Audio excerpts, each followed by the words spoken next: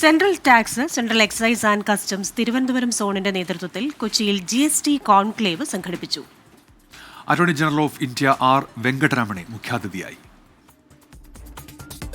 ഇന്ത്യയുടെ ചരക്ക് സേവന നികുതിയുടെ ഭാവിയെക്കുറിച്ചും നിലവിലുള്ള സ്ഥിതിഗതികളെക്കുറിച്ചും വിലയിരുത്തുന്നതിനാണ് കോൺക്ലേവ്. നിയമവിദഗ്ധരും ഉന്നത നികുതി ഭരണാധികാരികളും പ്രമുഖ നയനിരൂപകരും പങ്കെടുത്ത കോൺക്ലേവിൽ വിവിധ വിഷയത്തിൽ ചർച്ചകൾ നടന്നു. GST നിയമം, നയം, അനുസരണം, ഭരണം എന്നീ വിഷയങ്ങളിൽ വിദഗ്ധർ സംസാരിച്ചു. Attorney general of India R Venkataramani മുഖ്യപ്രഭാഷണം നടത്തി. And at what rate somebody should be taxed. And possibly, again, you read in the Kautilya or some of the earliest Rome authors on taxation, you find not one subject of human transaction which has not been exposed to taxation.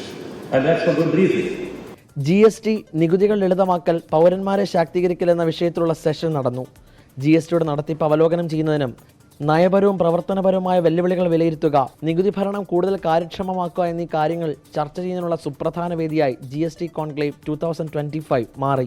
Indirect tax committee chairman P. Rajendrakumar, TIOL സ്ഥാപക editor Shailendra Kumar തുടങ്ങിയവർ പ്രഭാഷണങ്ങൾ നടത്തി. 24 കൊച്ചി.